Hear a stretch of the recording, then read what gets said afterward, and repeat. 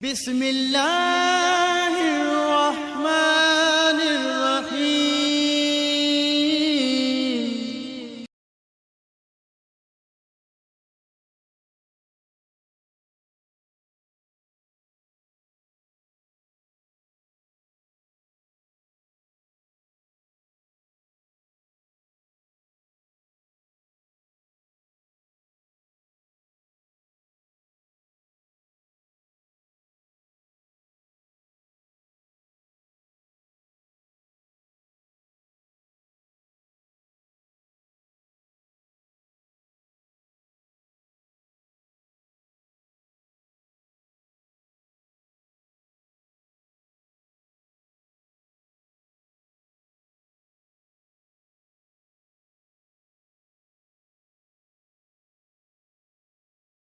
نحمده ونصلي على رسوله الكريم أما بعد فأعوذ بالله من الشيطان الرجيم بسم الله الرحمن الرحيم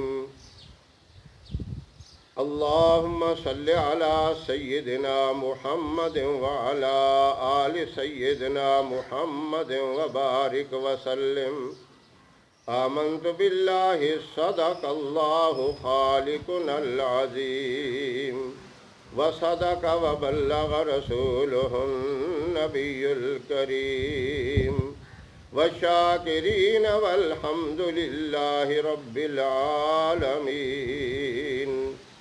محترم سامعین، السلام علیکم ورحمۃ اللہ وبرکاتہ۔ میں قاری محمد الیاس آزاد ہزاروی شاذلی اپنے چینل سے آپ کے ساتھ مخاطب ہوں اور خوش آمدید کہتا ہوں۔ رمضان المبارک کی ہر گھڑی، ہر رات، ہر دن بہت ہی فضیلتوں، برکتوں اور رحمتوں والے ہیں، اور خصوصاً رمضان المبارک کا جمعہ یہ بہت ہی زیادہ عظمتوں والا ہے، اور اس مبارک دن میں اللہ اپنے بندوں کی دعائیں بھی سنتے ہیں اور اس کی حاجات اور ضروریات کو پوری کرتے ہیں۔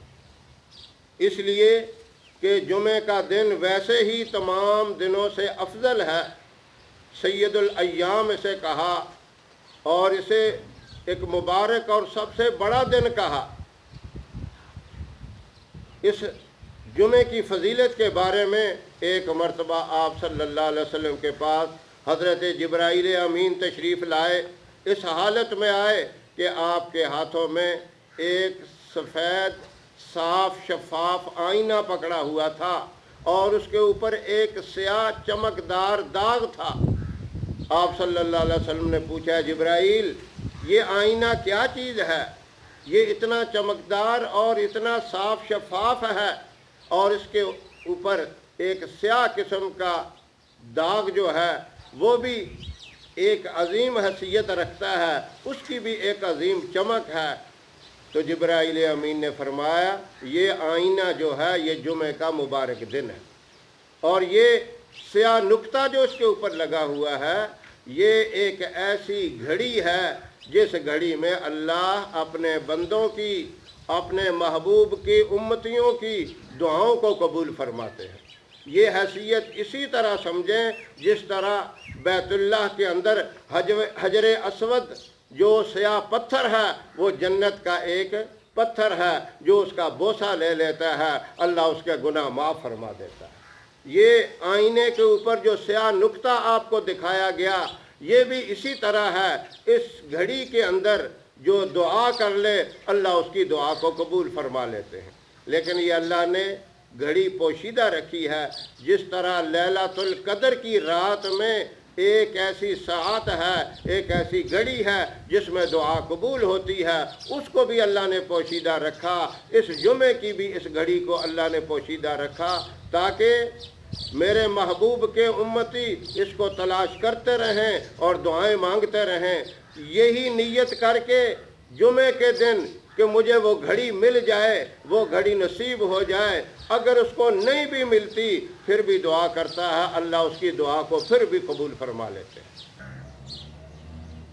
درود پاک جو عصر کے بعد پڑھنا ہے، یعنی وہ عصر اور مغرب کے درمیان ہے، سورج غروب ہونے سے پہلے پہلے 300 مرتبہ وہ درود پاک پڑھنا ہے۔ اسے اچھی طرح سن لیں، صلی اللہ علی النبی الامی، مختصر سا یہ درود ہے، 300 مرتبہ پڑھتے ہوئے کوئی اس پہ ٹائم نہیں لگتا۔ صلی اللہ علی النبی الامی، یہ آپ نے 300 دفعہ پڑھنا ہے۔ یہ خود ہی مبارک درود شریف ہے، اس کے اول آخر اور کچھ نہیں پڑھنا، صرف 300 مرتبہ یہ درود پاک پڑھ کے آپ اللہ سے دعا مانگے، دنیا کے لیے دعا مانگے یا آخرت کے لیے دعا مانگے، ہر دعا قبول ہوگی۔ اپنی اولاد کی بہتری، ان کی اصلاح کے لیے دعا مانگیں، پوری امت کے لیے دعا مانگیں، گھر کی اگر کوئی پریشانی ہے، میاں بیوی کے کچھ اختلافات ہیں چھوٹے موٹے جو ہر گھر میں ہو ہی جاتے ہیں، وہ بھی دعا مانگیں تو اللہ پاک اپنی رحمتوں سے محبت ایسی عطا فرمائیں گے، وہ ایک مثالی محبت ہو جائے گی، آپ خود ہی حیران ہو جائیں گے کہ کتنی برکات اللہ پاک نے اس کے اندر رکھ دی۔ یاد رکھیں، رزق کی خیر و برکت کے لیے سب سے بڑی چیز یہ ہے کہ اپنے قریبی رشتہ داروں کے ساتھ محبت کے ساتھ، خلوص کے ساتھ پیش آئے اور ان کے ساتھ کبھی بھی ناراض نہ ہو۔ اگر وہ کوئی سخت بات بھی کہہ دیں تب بھی برداشت کرے، یہ برداشت کرنا بھی اللہ کو بہت پسند ہے۔ تو اس لیے دعاؤں کی مقبولیت کے لیے جمعے کے دن عصر کی نماز کے بعد یہ مختصر سا درود پاک صلی اللہ علی النبی الامی 300 مرتبہ پڑھ کے اللہ سے جو بھی مانگیں اللہ پاک اپنی رحمت سے عطا فرمائیں گے۔ میری آپ سے یہی گزارش ہے کہ اس موقع پہ ضرور فائدہ اٹھائیں، اللہ مجھے بھی آپ سب کو اس کے اوپر عمل کی توفیق عطا فرمائیں۔ ہماری ویڈیو آپ کو پسند آئے اسے لائک کریں، شیئر کریں، ہمارے چینل کو سبسکرائب بھی ضرور کریں۔ اللہ آپ کا حامی و ناصر رہے۔ وآخر دعوانا ان الحمدللہ رب العالمین۔